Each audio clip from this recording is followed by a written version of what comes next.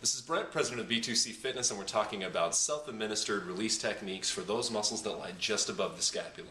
In the previous videos, we did static release technique for Levator Scapulae, supraspinatus, and upper trap.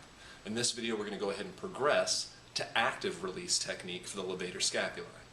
Now, in active release, I'm assuming that we've already toned down the trigger points. We've used those static release techniques that I talked about in previous videos, and now we're going to progress. In active release, we're taking it a step farther by trying to bind down adhesive points within the connective tissue and then pull the muscle through that, improving function. I'm going to have Laura come out and help me demonstrate. So you're going to assume the same position that we assumed for the static release technique. She's still going to look for the most tender spot. We're going to assume that's where the most adhesion would be. Make sure you're standing with good posture. Good. And then to make this active, I'm going to have her move the ball just superior to the trigger point. Not really off the trigger point, just to the top of the adhesive area.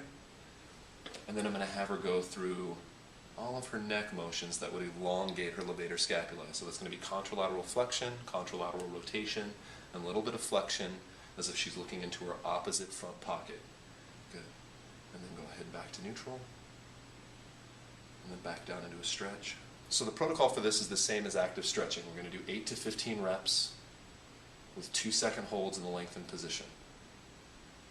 Now with Laura, this would be where I stopped. This is actually a pretty challenging maneuver for her. She's getting quite a bit out of this. But I want to go ahead and demonstrate what the final progression of active release technique for the levator scapulae would be.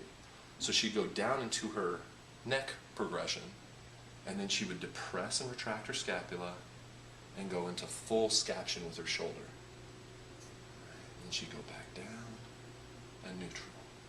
Look into front pocket, reach up, good, down, back to neutral.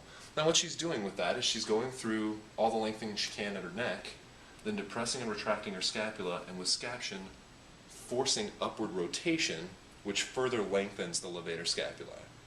She'd still do it 8 to 15 times with 2-second holds in each position.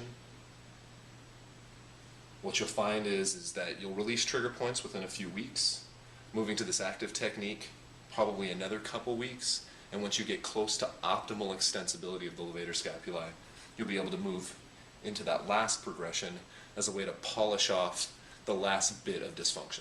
Thank you.